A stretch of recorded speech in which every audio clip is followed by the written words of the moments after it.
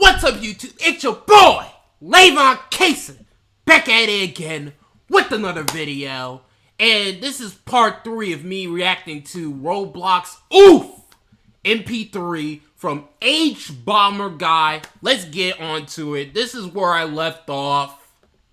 Over a dozen pages of companies they got attention for by helping them come up with a new record to break, like Canon with its longest digitally printed photograph. If you have the money, you can pay them to help you break a record. I have my suspicions a lot of the silly record holders are independently wealthy people. You know, some people just want a record to call their own to give their empty lives a sense of meaning. Guinness aren't purposefully keeping track of who's broken the most bats or wasted the most money on a Pokemon card. Having a Guinness adjudicator on site to verify and give out the award on the day is super expensive. At minimum $10,000 plus transport and hotel costs. That's a lot of money to break a record. They aren't a neutral party tracking human achievements. That's a lot of money. They are a paid service, and many of their record holders are basically just customers. You'll notice that when it became clear someone else should have the record for most games made in a lifetime, they didn't give someone else the record, they changed it to one Tommy was more likely to have. I'm curious how much they charge for this service. Guinness's record search function claims Tommy is involved with 2 more. These are for Video Games Live. What great marketing these must have been. They are most video game concerts performed and largest audience for a live video game music concert. Let's quickly appreciate how sneaky these records are. VGL haven't come close to performing the most concerts,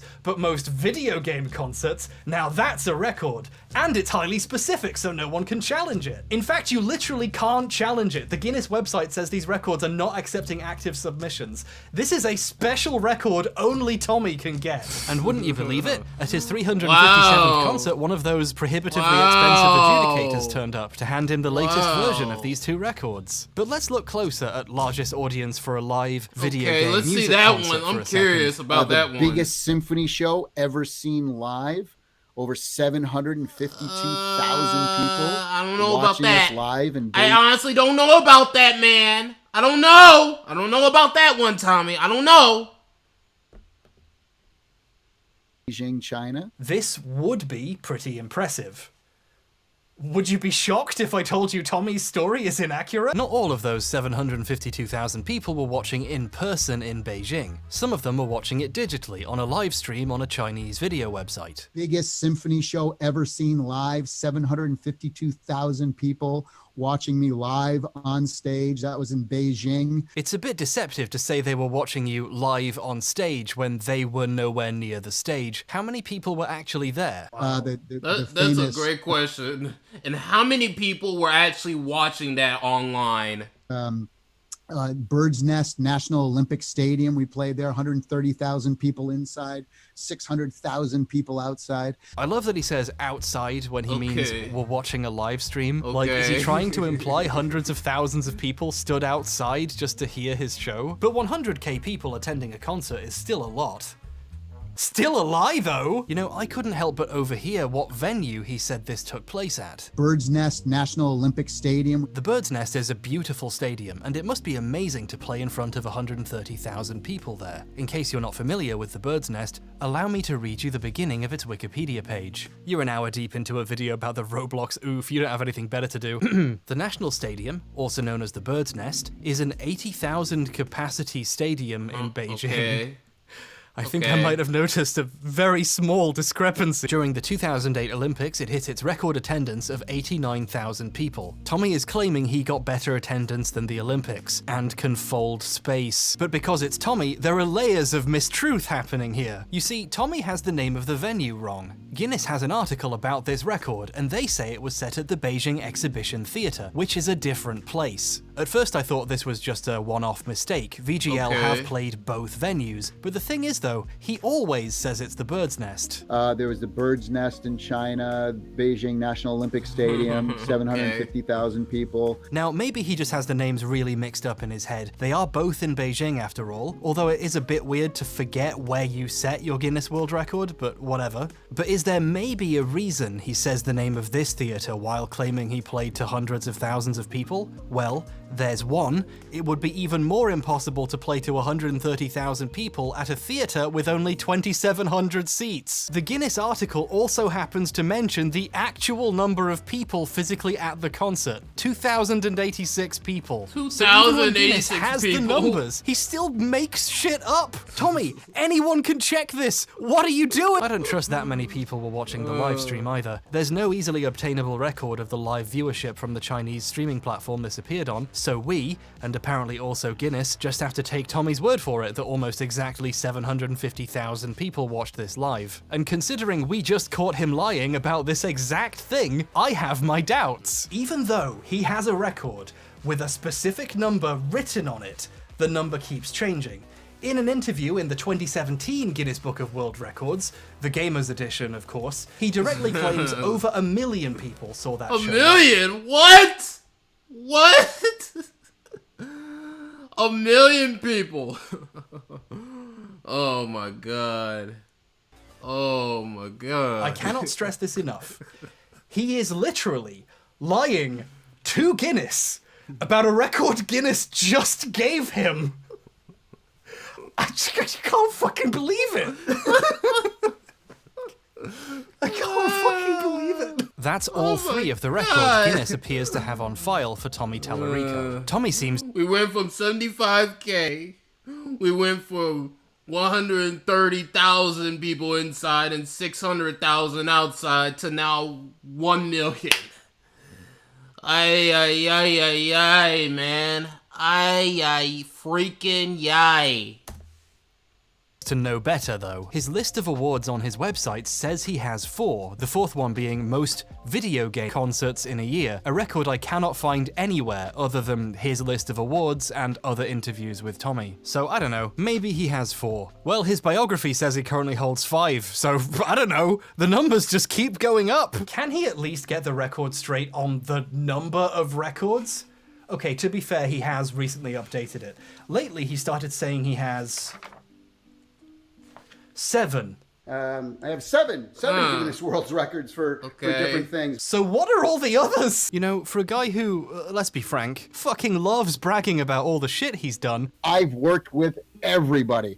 I was the first American. Tommy is uncharacteristically modest about saying what these other 4 records are. In a Reddit AMA a few years back, he said he has 7, but just to avoid wasting people's time, he only listed 3 of them. Would you like to guess which 3? When someone directly asks him to list the records, he sheepishly adds most game concerts in a year, but that's it. The others are like ghosts. Tommy, how many Guinness World Records do you have? So I have 7.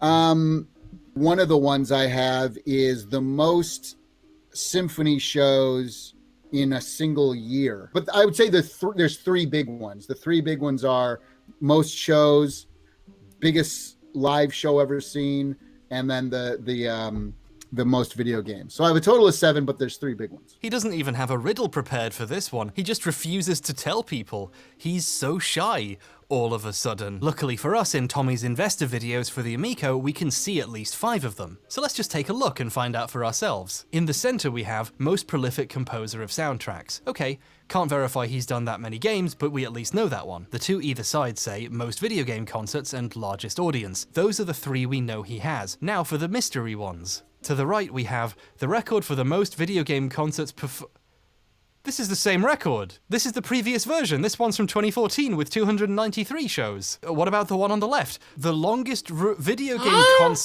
games live, which has performed 260. These are the same 3 records. It's starting to look like there's a good reason the other 4 records don't get mentioned much. Man. In one house tour he gave in 2017, he has them all laid out on the floor, where they appear to have sat for 5 years now. Look at that dust bunny. And Tommy calls them 7 different Guinness World Records. There's 7 of them.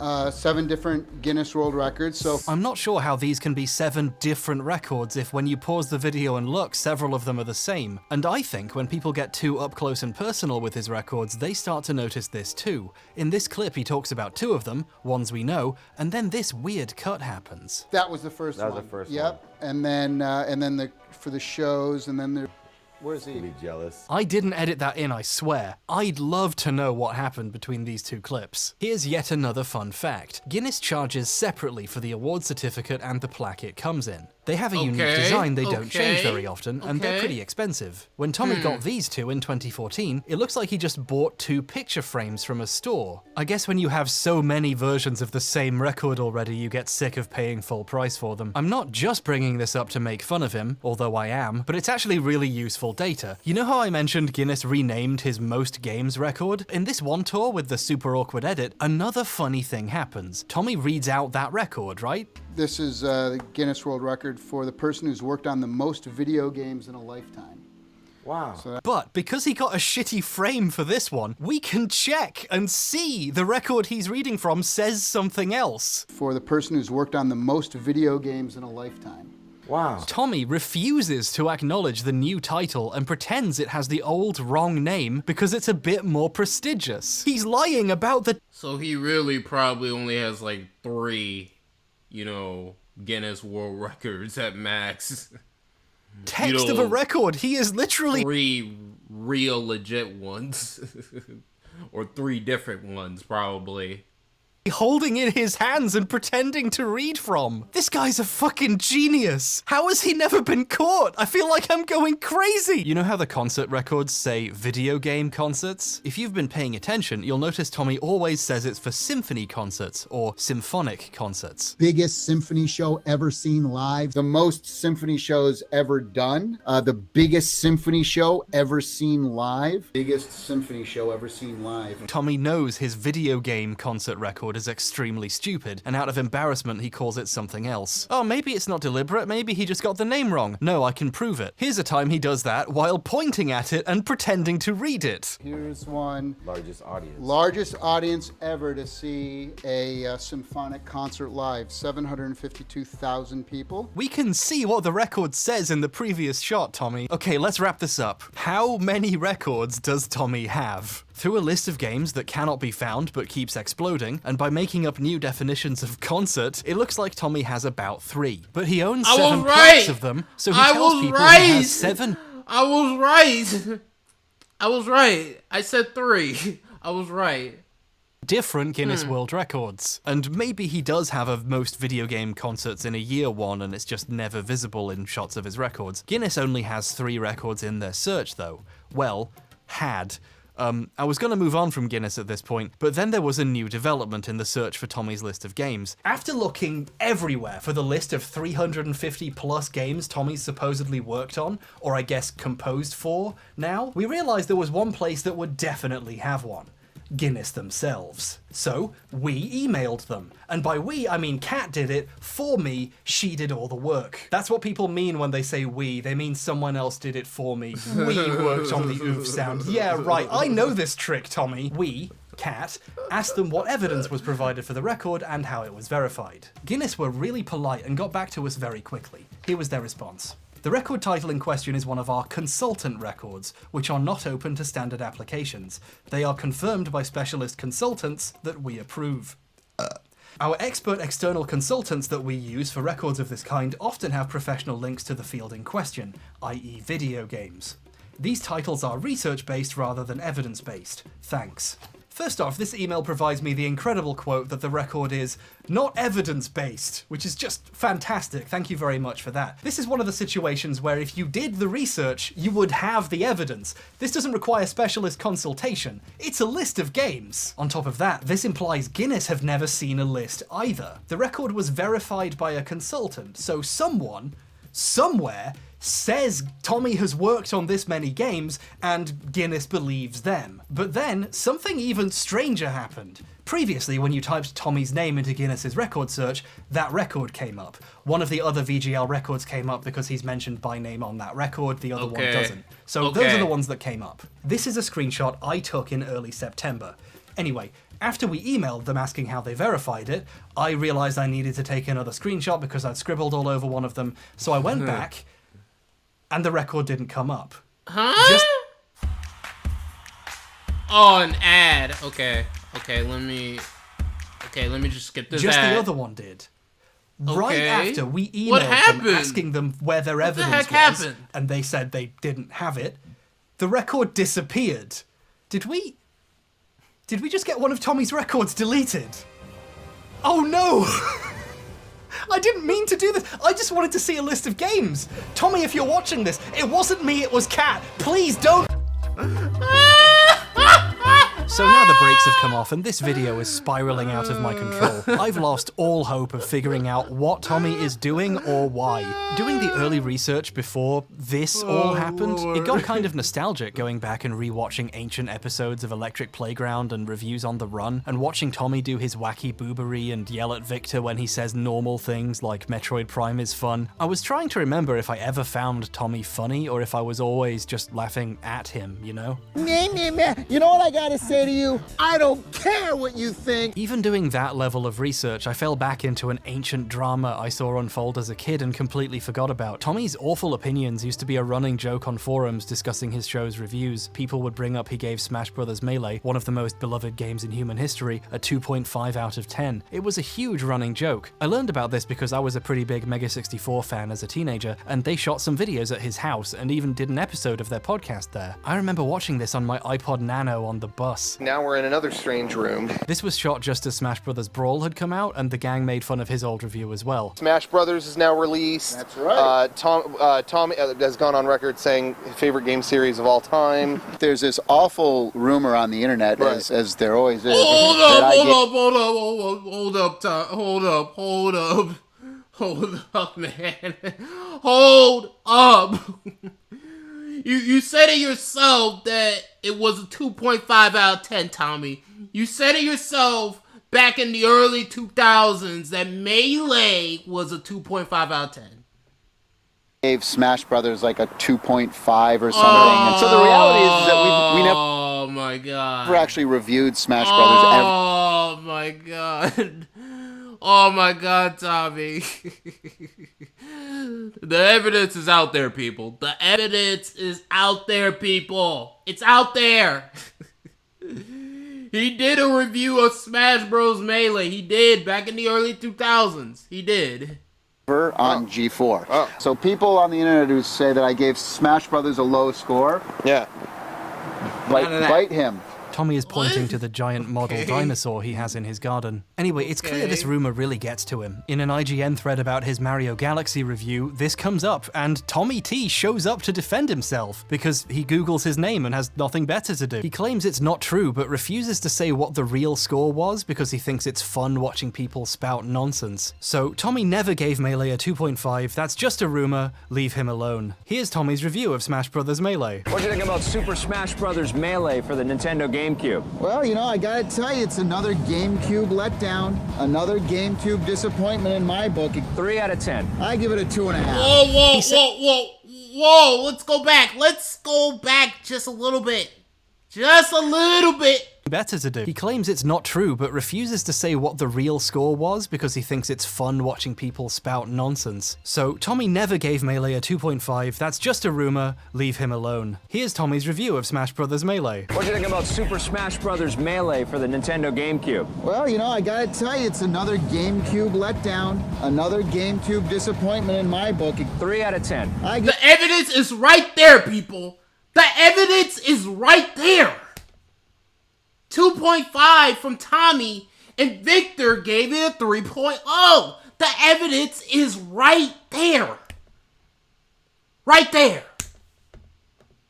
Give it a 2.5. He said this on TV. People saw him. The footage exists. This isn't speculation. When Tommy does it's something not people criticize him speculation. for, even something dumb that doesn't need defending like a video game opinion, he just lies and says he never did it. Like, why would you lie about something so stupid and easy to check? I'm reaching the point where if Tommy says something, it's easier to assume he made it up. His website used to have a page of famous people seen wearing Tallarico Studios t-shirts, which is a weird thing to document in the first place. But the thing is though, every single picture on it is photoshopped. Like, what was his goal here? What is he even trying to do? Tommy's stratospheric levels of clout chasing have hit a point where I literally can't.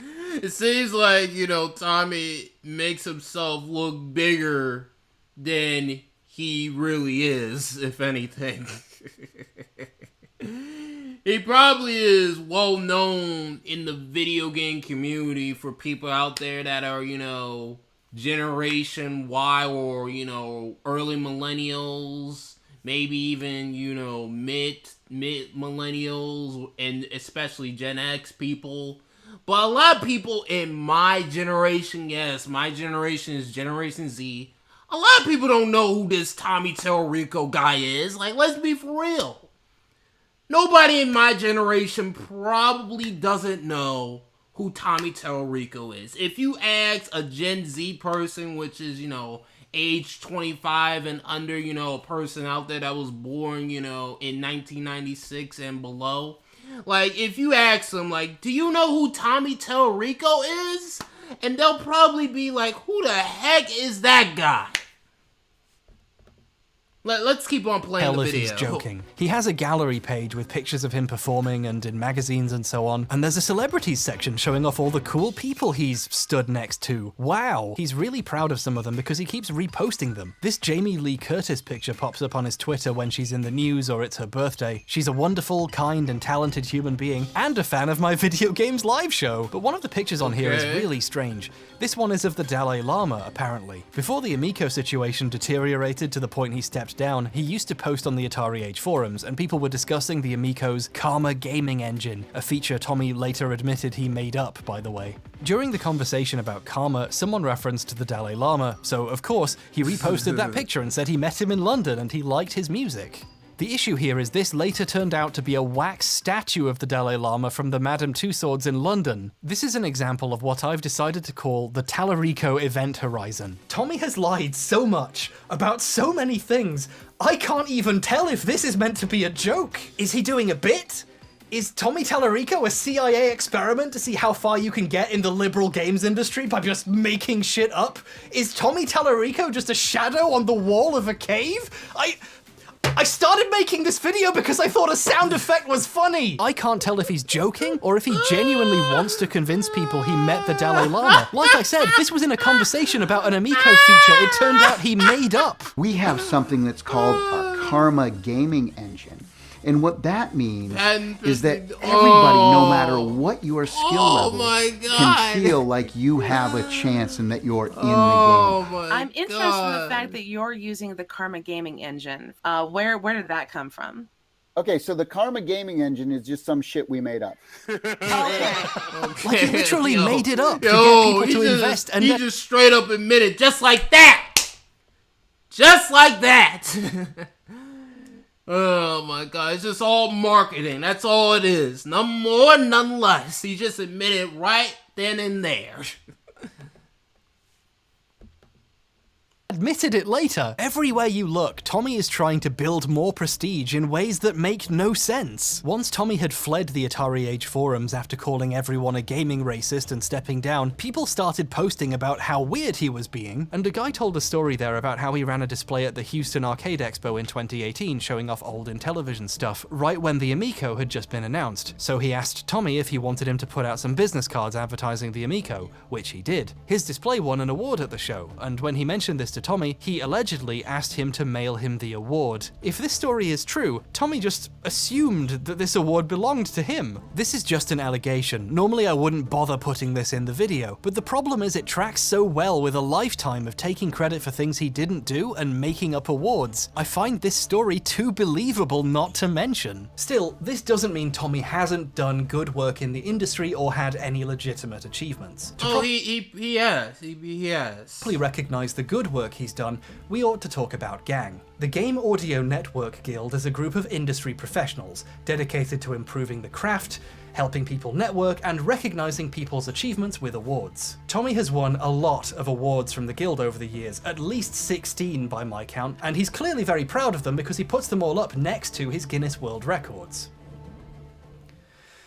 Tommy Tallarico is also the founder of Gang. Recently, I founded a nonprofit organization called the Game Audio Network Guild, or Gang. It's really funny seeing Tommy give tours of his house in his Gang t-shirt and of his office with his Gang desktop background, and then going to his website and seeing 16 awards from the group he founded and was on the board of directors of at the time. Tommy Tallarico, composer and sound designer for video games, Also the president of the Game Audio Network Guild, also known as GANG. Gang even gave an award for Best Sound Library to that sound pack he made, with Joey's help. They've only given out that award 4 times in their 20-year existence, by the way. And again, these are award-winning sound effects. At least we know the sounds in the Roblox kit really are award-winning. Like, at this point, research for a video that was supposed to be about the Roblox OOF has gone so far off course that I needed, like, something that was baseline obviously true to hang on to so I could return to sanity. So I asked myself what I thought would be the most obvious question.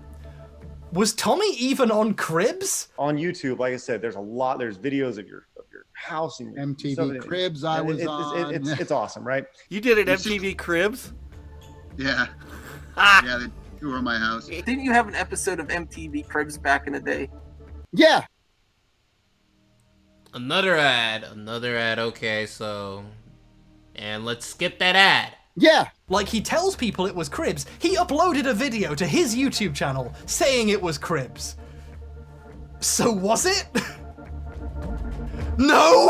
Cribs is, you know, a TV show. It has lists of episodes. You can just check. It was obviously a lie the entire time. I don't know how no one called him on it. Do gamers just not know what Cribs is? Cribs went to the home of massively successful musicians like Snoop Dogg and Maroon 5, or other really big celebrities like Tony fucking Hawk. They did not go to the home of the guy who might have made some of the skateboard sounds for his game. Absolutely no normal person watching MTV in the mid-2000s is gonna know who Thomas the Tallarico Engine even is. He did the soundtrack to Earthworm Jim. He's not a celebrity. Nobody gives a shit about his fucking fountain. Waterfall here. So what was the show that he showed off his house to if Cribs is not if it's not really Cribs? Like, what show did he show off his house in? That's what I'm wondering. Which makes me want to pee at night, oddly enough. My mother's very proud. Cribs had very specific motion graphics, and they always showed the same factoids at the beginning every time, using the same visual. This video just has a wall of text. MTV had a very specific vibe with its backing tracks. This thing uses easily identifiable stock music. So identifiable, YouTube flagged it. But if it wasn't Cribs, then what show was it? did he Someone go in the on comments to? says they saw this on a disc that came with a gaming magazine back in the day, but I think they're thinking of the other times he did that. Because Tommy's a massive narcissist, his website has a video section with a meticulous collection of his appearances, and links to them on YouTube, some of which he uploaded himself. He links this one and calls it MTV Cribs here too, along with 2 of his PlayStation magazine appearances. But here's the thing, Tommy's website is ancient and has several much older versions preserved on the Internet Archive. On the version from 2004, before YouTube was a thing, he would just put the videos on his own site. Many of the videos on the old site ended up as links to YouTube videos on the new one. The PlayStation magazine house tour and interviews are here, along with this Around the World in 80 Games thing. There doesn't seem to be a Cribs video on the old version of the site, which is a bit of a red flag. Additionally, there's one house tour that didn't seem to make it to the new one, done by Gamer TV. The video itself on Tommy's site wasn't archived, but Gamer.tv was a show from the UK about gaming hosted by Sam Delaney. One episode had a feature on ways to make money in the game industry, professional gamers, voice actors, and of course, a certain composer. Hey, I'm Tommy Tallarico, composer and So that's the show that he showed off his house in. Huh, interesting. Isn't that interesting, guys? Isn't that interesting? Let's keep on continue to watch this. For video games. Hey, wait a second. Hey, I'm Tommy Tallarico, composer and sound designer for video games. So he just called it MTV Cribs. Even though that it's a different show that he's showing his house in, he just decided to title the video MTV Cribs. Huh. So this episode is using a cut down version of the footage we saw in Tommy's video. So now we know who really shot this footage. Gamer.tv used to have a website, Gamer.tv. Oh, that's clever. It's down now, but in archives it's clear the site used to have a video section with extra stuff. One of the extra videos appears to be about a gamer with a Ferrari and a luxury home. I think Gamer.tv met Tommy and toured his house, used clips from this in their show, and uploaded the entire house tour as a bonus feature to their website. The video linked here is sadly not archived either, at least not directly. It was preserved if, say, Tommy downloaded it and put it on his own website, and then later moved his video archive to YouTube. This is a kind of cool act of video preservation, except for the part where it somehow ended up being called MTV Cribs. How did that happen? I mean, the file on his website was named correctly. This would be a difficult thing to get wrong unless he did it on purpose. MTV Cribs I was on. It's awesome, right? Is Tommy just, like, a pathological liar? Does he have to lie to sound more interesting no matter what? Like how he went from saying he did some sounds for Prime to saying he worked on it with Miyamoto for 5 years? Or how he went from being one of the voices in Pro Skater to the audio director? Or how he went from doing 3 songs for Sonic and the Black Knight in 2009 to being the first American to ever get to kiss Sonic on his little mouth? Every time something comes up again, the lie has to get bigger. In that newer house tour I showed, the guy asks Tommy about if it was featured on Cribs, and he says it was on there more than once. Tommy Tallarico has invited me to his MTV Crib, which this hasn't been on the MTV Cribs, right? A couple times. Yeah. Why is he like this? Why are you like this? I know you're still watching, Tommy. Explain yourself. What are you doing? What are you fucking doing? That guy's funny.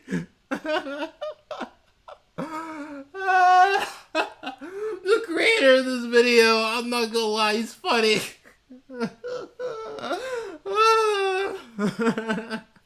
So, yeah. Maybe every single thing Tommy has ever said is a lie. Maybe some of it is true, but bear in mind that even if Tommy has lied, that isn't like a crime. You can just lie to people. Watch, I am a trained helicopter pilot. See, you can just say things, no one can stop you. However, there are times when lying does become a crime, and Tommy would know this intimately. So there is consequences to lying. Remember that, people. There can be consequences to lying. Because it cost him $100,000. In 2009, after putting on a video games live event in Brazil, Tommy returned to America with over $100,000 in cash on his person. When you enter America with more than $10,000, you have to declare it for money laundering and trafficking reasons. Tommy knew he had to do this, but for some reason he didn't. His business associate, who was also his brother, filed a customs declaration on their common behalf, denying they were bringing that much money into the country. Tommy knew this was false. When he was caught at a TSA checkpoint with a bag with $100 grand in it, there were some serious questions. He quickly made up a story to explain himself. He told them he didn't need to declare the money because he had distributed it among his band members during the flight in amounts less than $10,000, and then took the money back once they were through customs, so no one needed to declare anything. Tommy thought he was being clever, but he had just accidentally confessed to the crime of structuring, where you deliberately avoid regulations by pulling stunts like this. Structuring is a federal felony, with huge fines and up to 5 years in prison attached to it. Later, he came clean and told investigators he lied and made up that story, and actually he just took the money over the border himself. So when I call Tommy a liar, that's not just my opinion. There is also a legal document signed by him admitting to it. Looking deeper into United States v. Tallarico, that's its name, Tommy pled guilty, was placed on probation for a year, forfeited the $102,000 seized by customs, and had to pay a $1,000 fine, plus a $25 assessment fee.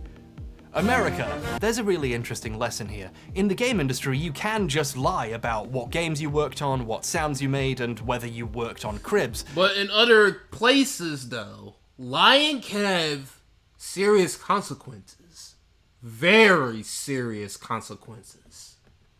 And the only real repercussion is people finding you unpleasant. But if you try that with the TSA while carrying a large, unexplained bag of money, there can be consequences. There are other ways lying can be a crime too. For example, if you lie to potential investors to get their money. During one of Tommy's many attempts to find investors for the Amico, he told the exact kind of Tommy-esque tall tales you would expect from him, but in a situation where doing so can get you in serious trouble. In February 2021, he recorded this video for potential investors and lists the team of so-called Avengers working at Intellivision, one of whom was Kara Acker, a former marketing manager at Mattel on Disney Princesses and especially Frozen, which would be a great find for the company, and thinking she was on board might well have helped convince investors to part with their money. If we scroll slightly higher on her LinkedIn though, we can see she actually left Intellivision in 2020. But here's Tommy telling people in 2021, after she was gone, he has her on board, so you should definitely invest. Our VP of global marketing used to work at Mattel as one of the global brand managers over there, right? And she was in charge of the Disney brand within Mattel, so that's a double bonus there. Is there a word for lying to people? For money? If this convinced people to invest, they have grounds to say they were lied to about the status of the company. You can't just pretend people still work for you. On their Republic crowdfunding campaign, which raised $11.5 million, the pitch video for these investors featured Aka heavily, in Tommy's disgusting Egypt room as VP of Global Marketing. She was front and center as one of the intended draws to investors. She was basically the company's pharaoh. She's also still shown on the list of team members, including, ironically, Isn't just all this funny? Like, if the television Amico actually had came out on time, I bet you maybe a lot of this would probably be ignored, maybe. But that's just me. But what do you guys think?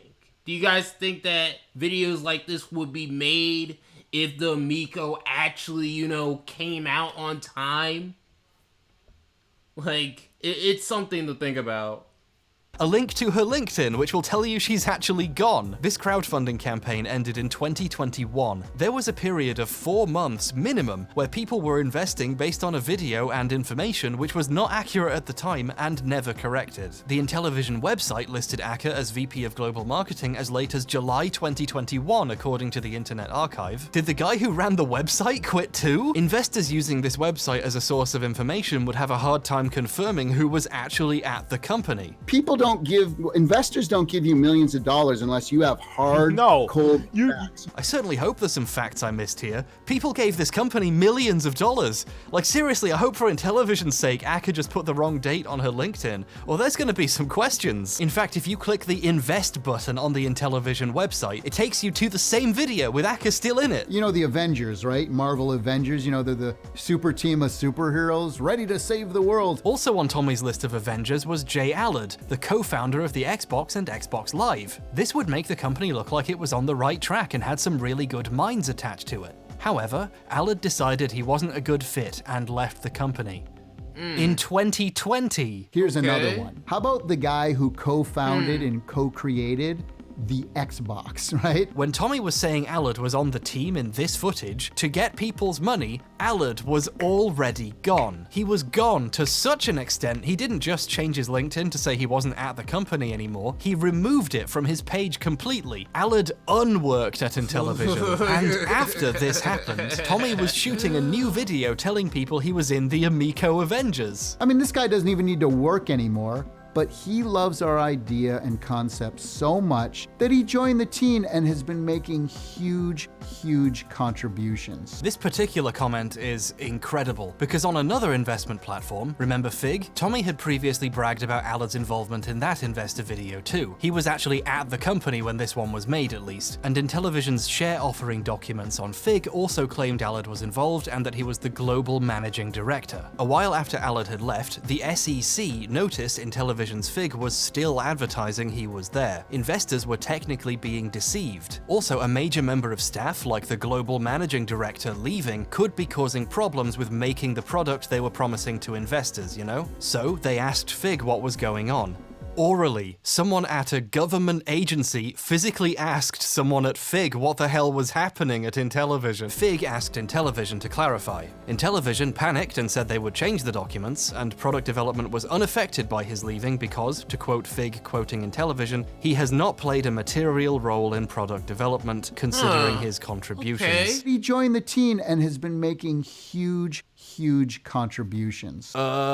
This is footage of a CEO right before his company tells a major government agency Allard is gone and hadn't made meaningful contributions, telling people he's on the team and has been making huge contributions to get their money. I'm not a lawyer, I'm just a helicopter pilot, but I don't think it gets worse than this. You know, this is the kind of thing that's like, really, I mean, talk about a slam dunk. The people working at the company are the main pitch for the Amico. Invest in me, I don't lose, I have the best team. I've been a winner in this industry my whole career. I don't lose. And what I've done is packed our team with other people who I mean, you kind of lost when it comes to releasing your product to the Atari VCS, which was considered a scam at one point. Granted, at this point, nobody's really interested in the product. Not really. But it did come out. Whereas your product, Tommy Tallarico, didn't come out. It hasn't come out to retail. Winners. Several of his key team members weren't working there anymore when he recorded this. One of them had even scrubbed it from his LinkedIn. I don't think this is giving potential investors an accurate impression of what they're buying into. This is the exact kind of thing Tommy normally does, but in this context, it's really bad. And this brings us to the real question at the center of all this. The big thing we've been avoiding for the last hour while we circle the drain. What but is we can't avoid it anymore. Did Tommy make the funny baby sound effect? Remember when that was the point of the video? When we look at the sum collective of all of his claims, the Tallarico totality, if you will, and we put it in context with, reality, when Tommy says he created the OOF, this might just be me, but I don't believe him. Although at this point, if Tommy confessed to a murder, I would assume he was just trying to be cool. I'm sure if I was a more reasonable person, I could say the evidence is all inconclusive and Tommy could have worked on the sound, maybe, but right now, all I know is Tommy is a huge liar, and I hate him, and he made me forget what this video is about. Alright, let's see this. I promise you, when I started making this video, my goal was to make something short for once. Take a break from my longer projects to make a quick video, quickly, so people knew I was alive. I did not expect, while I was doing research, for a rabbit hole to open beneath my feet and to fall Wile E. Coyote style into an abyss of lies and madness, and seemingly getting one of his Guinness World Records sent to the fucking Shadow Realm. I didn't choose this. This happened to me, and I'm not happy about it. I wanted this to be a story about how, in our modern age, we don't take ownership of artists' work seriously enough, through the lens of a sound effect that had been reused without credit for over a decade. But the people not being credited in this story are the hardworking folks under Tommy who he has taken credit from over the years, and the original voice actor, none of whom will see any of the money Tommy makes from selling their sound today. It is incredibly easy for hard work to be exploited by corporations, and one of those corporations happens to be called Tommy Tallarico Studios Incorporated. But that's really a structural problem, and we already all know capitalism is bad. Statistically, your most formative memories are of a global financial crisis. You don't need that lecture from me. I think the unique lesson of this story is about, well, records in multiple senses of the word. What's really at stake here is history, how these events and people will be remembered. Tommy has cultivated. Sucks that certain people in the gaming industry, you know, don't get the credit that they deserve or don't get the acknowledgement that they deserve. And some other person out there will probably be that person that say, hey, I did this, even though it was some other worker or somebody else. You know, that famous person is going to take that credit even though it wasn't that famous person. It's probably some, you know, non-famous person or some average person that specializes in that, you know, field or whatever. Like the whole Michael Jackson, you know, working on Sonic 3. You know, he might have worked on it just a little bit, but at the end of the day, it was somebody else that worked on, you know, some of the tracks of Sonic 3 more than Michael Jackson actually did. So, it does suck that people don't get the proper credit that they deserve when it comes to working on, you know, these video games or working on video game music and all that other stuff. It does definitely suck. Such a reputation that when I asked about the origins of a famous punch sound effect on Twitter, someone independently brought him up and said they assume he must have done it. He seems to have done everything. At least he says he has. The man has successfully inserted himself into conversations about sound effects he didn't even make, while the people who did the work attributed to him evaporate into namelessness. No one knows who Joey Kuras is, and he made the sound effects people think. People sure as heck know Tommy Tallarico is. Yet Joey here, who's been pretty much the guy that's been making a lot of the sounds for some of the big games, you know, back in the N64 and PlayStation 1 era. You know, this is the guy that we need to be giving, you know, credit to. This is the guy that needs that acknowledgement. But it Tommy is did. what it he is. worked on fucking Fortnite. I've heard his sound effects as they blast my Silver Surfer into dust. It's not right for him and people like him to be forgotten. Games have always had problems crediting authors correctly. Early games were seen as products first and creative works second, so credit wasn't taken seriously. Creators used to not be allowed to put their name on the game and had to hide them in Easter eggs. Mark Cerny, ironically another good candidate for first American to work on Sonic, wasn't allowed to keep any of his work or design documents when he was working at Atari, and his games were considered Atari creations, not his. His source code, notes, and documentation were only preserved because someone got them out of a dumpster when Atari closed the office and threw it all out. This problem has especially contributed to the perception of women working in games. Yoko Shimomura, one of the most well-known video game music composers today, a veritable industry icon one might say, composed all but 3 of the tracks on the original arcade version of Street Fighter II. But due to Capcom's crediting policy at the time, she was credited via a pseudonym. For her music's appearance on console releases and updated versions of the game, she was not credited for her compositions at all. All credit was given to the people who translated them to the new formats. Her contributions to game music history are only recognized properly decades afterwards, because her early career was rendered invisible, music she wrote often being credited to someone else. This was widespread at the company. The Capcom sound team throughout the 80s and early 90s was almost entirely women. Just think about that for a second. An extremely influential group of female early game composers, all credited through pseudonyms, or sometimes not at all, and with the ports of it sucks that they didn't get the proper credit that they deserve. That's just... It just sucks, man. It just honestly sucks.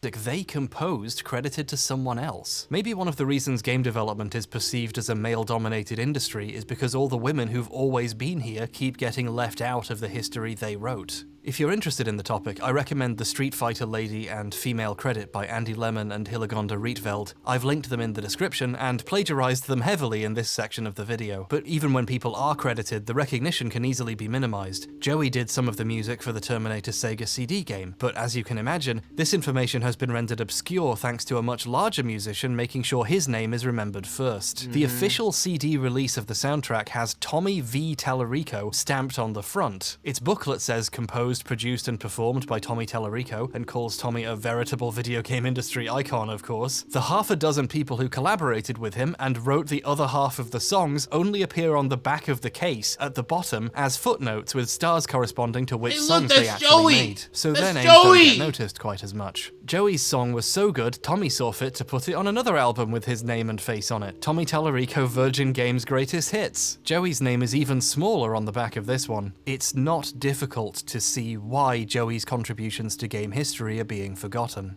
Re-uploads of the full Terminator CD soundtrack onto YouTube just say composed by Tommy. There's a re-upload of specifically Joey's song too. The uploader, who understandably missed the tiny note on the back of the CD case, credits it to Tommy. The top comment is a guy called Joey Kuras, explaining that he actually made it, but also thanking people for their kind words. We're at the point the actual composers have to explain they made the song in the comments of re-uploads of their work misattributed to their old boss. This extends back into the regular music industry as a whole, of course, but also into material we covered here. Michael Jackson's long-rumoured, now semi-confirmed work on Sonic 3 isn't all it's cracked up to be either. Like a certain other composer, Michael had people who worked for him. According to Brad Buxer, an American keyboard... So that was the guy who I was thinking of. So Brad Buxer worked on a lot of music for Sonic 3. Keyboardist and composer who did a lot of work with Jackson and actually is credited on Sonic 3. Jackson basically made him do most of it. Once you're well enough established, it only gets easier to exploit the talents of people working for you and build up your own status. So Michael only played a minor role when it comes to, you know, contributing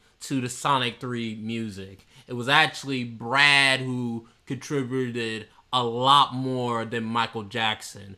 But, you know, people are gonna, you know, probably assume it's Michael Jackson who, you know, pretty much made most of the Sonic 3 music, but even though that's not the case. So Brad ain't gonna get the acknowledgement, but Michael Jackson is gonna get the acknowledgement, you know, for, you know, Sonic 3.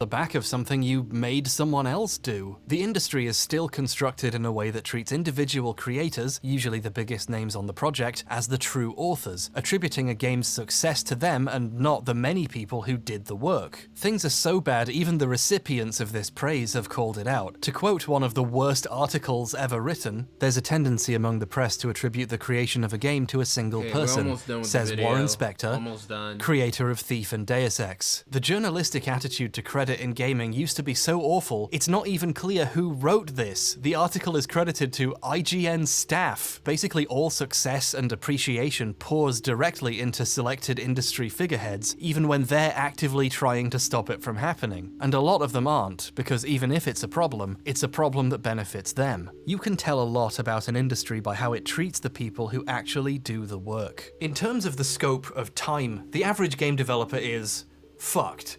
The hundreds and sometimes thousands of people who work on games now throw away years of their lives, and so many of them go completely unappreciated. Meanwhile, and they don't get the acknowledgement that they deserve.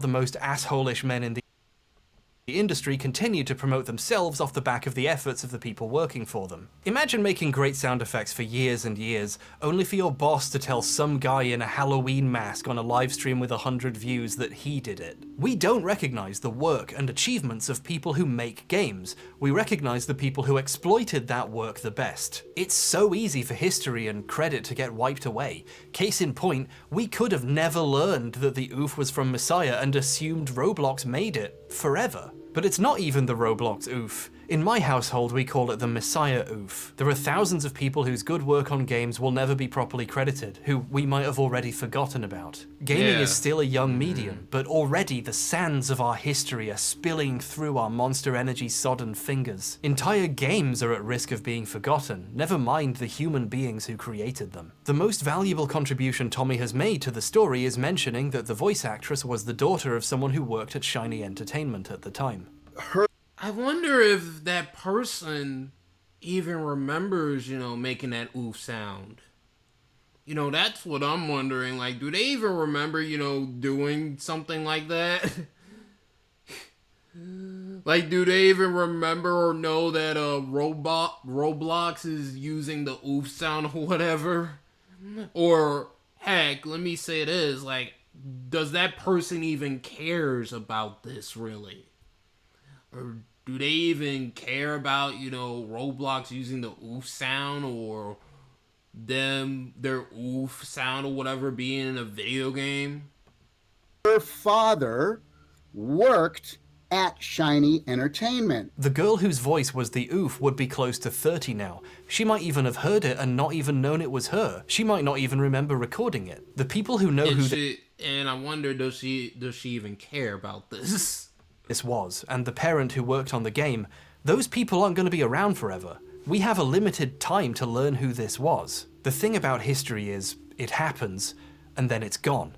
If we don't work to preserve it, eventually it becomes impossible. To quote a famous Nintendo quit screen, everything not saved will be lost. And just as a kicker how hard it is to remember things accurately, the popularized version of the quote is wrong. It's actually anything not saved. I'm not trying to be a pedant for once. It's kind of poignant how easy it is for things to shift like that. If we don't set a precedent of taking people's work and the accuracy of records of who did what seriously, we leave it to the liars and opportunists of the world to make up that history, to the spin-off of a beer company to tell us who did what. And it honestly, on a spiritual level, fills me with immense grief thinking about the people who made the things I care about dying unrecognized for what they did and being forgotten. Gaming is just old enough that we're losing that first generation. Tommy got the rights to Intellivision because he bought them from the estate of its last president when he passed away. The name, the branding, it's his now. The original Intellivision YouTube channel, with some of the final appearances of its former president, one of the world's first ever game designers, along with the original Intellivision website with its beautiful web Web 1.0 history of the company are now relegated to obscurity under another name, while Tommy continues to use that name to advertise a product that doesn't even exist. The damage to a history... And will probably never ever come out in 2023. The Intellivision Amico. It's a wrap! It's a wrap! For the Television Amico. The Television Amico ain't coming out in 2023.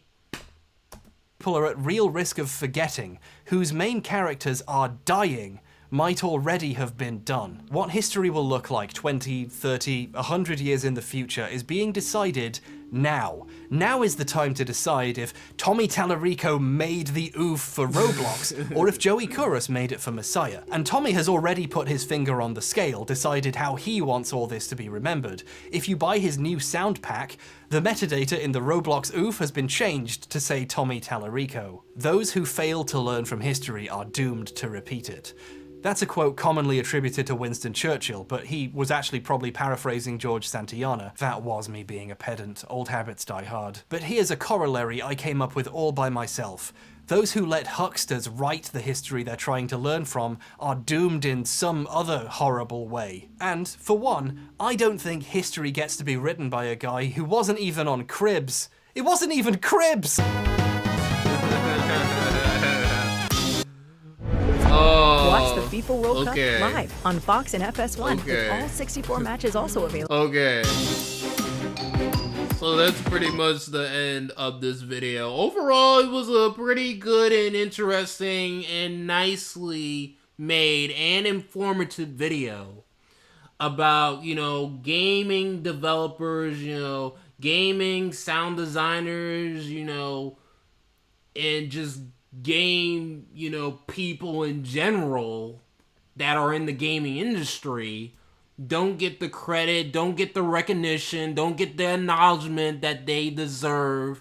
Instead, it's some other person, you know, some other famous person out there is pretty much getting all the credit, getting all the recognition, getting all the acknowledgement, even though that they only played a very, very minor role when it comes to contributing to making that product, project, or whatever. So, what do you guys think of everything that you have watched? When it comes to this, you know, Roblox OOF video, let me know in the comment section below. This was pretty much the last part. Hope you guys have a good day. Peace and bye.